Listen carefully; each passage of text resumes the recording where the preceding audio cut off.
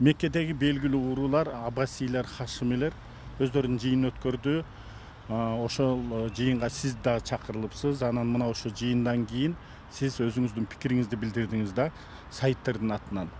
Бул ошол жергиликтүү арабтар тарабынан кызуу талкуу жаратты.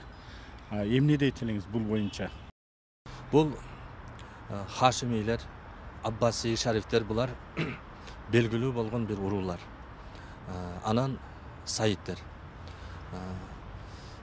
Биз бул Хашимилер менен амекилербиз. Бир туугандарбыз. Ортодо бир чоң жарака кеткен да. Ортодо бир чоң жарака бар. Ошол бүгүнкү күндө мен ойлойм, ошол жараканы жок кылып биз бир үй бүлөбүз. Биз бир туугандарбыз. Биз дүйнөгө үлгү боло тургандай бир ынтымакка келишибиз керек да. Бир ынтымакка келишибиз керек. Анан азыр бул уруулардын ынтымакка келиши ислам дини үчүн өтө маанилүү. Ислам дини үчүн абдан маанилүү. Эмне үчүн дегенде, ислам душмандары бул белгилүү болгон урууларды бири-бирине кагыштырып, бири-бири менен уруштуруп келет да ар дайым. Бул уруулардын ортосундагы жарака бул 14 кылымдан бери уланып келип аткан бир араздашуу да, араздашуу. Мен ошол оюмду, фикиримди мен ал жака билдирдим. Бул ортодо ошол бизге бул суроону узаткан ошол жергиликтүү арабка мен бул фикиримди жибердим. Бул аркылуу ошо Хашимилерге жеткирилди.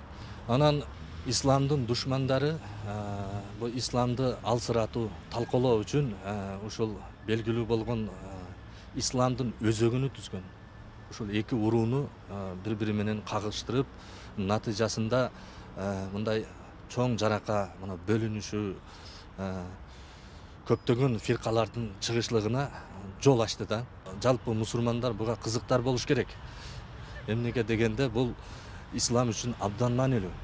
Бул белгилүү исламдын өзөгүнү түзгөн бул уруулардын башы биригүүсү бүгүн исламда өтө чоң бир жетишкендиктерди алып келет да исламга. Биз мечиттерди талкалоо менен же болбосо Кур'аны Карим, Кур'ан китепти өрттөп күйгүзүү менен ислам диниге сокку ура албайт. Мына азыр Кудайыма миң мертебе шүгүрлөр болсун, мына бүт дүйнөдө миллиондогон карекелерибиз бар, хафиздерибиз бар. Бул Аллага шүгүрлөр болсун. Алардын жүрөгүндөгү Кур'анды ким өрттөй алат? Үтүр точкасына чейин алардын жүрөгүндө сакталып турат. Кур'анды өрттөгөн менен алардын жүрөгүндөгү Кур'анды эч ким өрттөй албайт да. Ошондой экен, Кур'анды өрттөө менен исламга сокку ура алышпайт. Исламга сокку качан урулат? Исламдын өзөгүнү түзгөн. Ошол белгилүү уруулар, исламдын адреси болгон белгилүү уруулар деп айтайынчы. Ошолорду экиге бөлүп жарып, бири-бирине каршы кайраштырып, тукуруп, мына исламды алсыратат да, ислам душмандары. Эми исламдын душмандары дегенде биз о четтен издебешибиз керек. Бул боюнча мына Турциянын жетекчиси Эрдоган мырза дагы бир топ жолу эле айтып жүрөт. Бул биздин өзүбүздүн ичибизде. Булар кимдер? Кайсыл жамаат экендигин эч ким айта албайт. Алар кимдер? Кандай жамаат? Ислам түсүнө кирип булар исламга зыян бериш үчүн бир түскө кирген. Аны көп эле тараптар айтып жүрөт, бирок ал жамааттар кимдер экендигин далил жок, айта алышпайт. Эми бул жерде азыр көчөдө бир адам басып баратат. Мечитке. Үстүндө аппак кийими бар. Башында жанагы жолукту чамберек кылып чороп байлаган, колунда тесме, мечитке шашып бараткан кишини сен исламдын душманысың деп айта албайсың да. Кантип айтасың? ал мечитке шашып баратат. Дагы бир мисал, пайгамбарыбыз саллаллаху алейхи вассаламдын сөөгүнү урдаганы барган ошол капырлар, эки капыр ошол Мединада жашап жаткан элден такыбараак болуп барган ал жерге. Алар 5 маал намаз окуса, булар 8 маал намаз окушкан. Алар 30 күн ороза кармаса, алар 40 күн ороза кармашкан. 100 сом садака берсе, алар 1000 сомдон садака беришкен. Жердин түбү менен туннель кылып барып, пайгамбарыбыздын сөөгүнү урдап кетебиз деген. Ошол учурдагы жетекчинин Кудай Таалам түшүнө салып, пайгамбарыбыз кирип, анан ай мени тиги капырлар урдаган атат деп пайгамбарыбыз айтып, анан ошентип билинип калган булардын. Азыр бүгүнкү күндө биз кандай айырмалайбыз бул ислам душмандарын? Биз кантип аларга далил менен биз алардын мойнуна коюп беребиз? Биз окуган намазды окуйт. Куран окуганда бизден кырааттуураак кылып окуйт алар. Кырааттуураак кылып окуйт. Эми ушул жерде мен жана жогоруда айткан бул исламдын адресин түзгөн, исламдын өзөгүн түзгөн бул уруулардын маанилүүлүгү качан ошол өзөгү, исламдын өзөгү үчүн мээнет башталганда, иш башталганда жанагы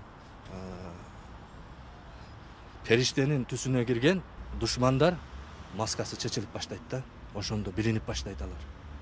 Жанагы ак көйнөк чечилет,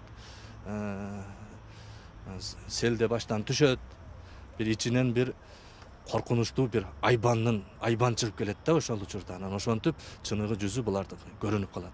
Ошон үчүн бүгүнкү күндө бул белгилүү уруулардын ынтымакка келиши абдан зарыл нерсе. Бул абдан зарыл. Менин оюм, менин пикирим ушундай болду. Биз ошол жараканы жоготуп, биз бир денедей болуп ынтымакка келишибиз керек. Хашимийлер бар, Аббаси шарифтер бар, Саидтер бар да.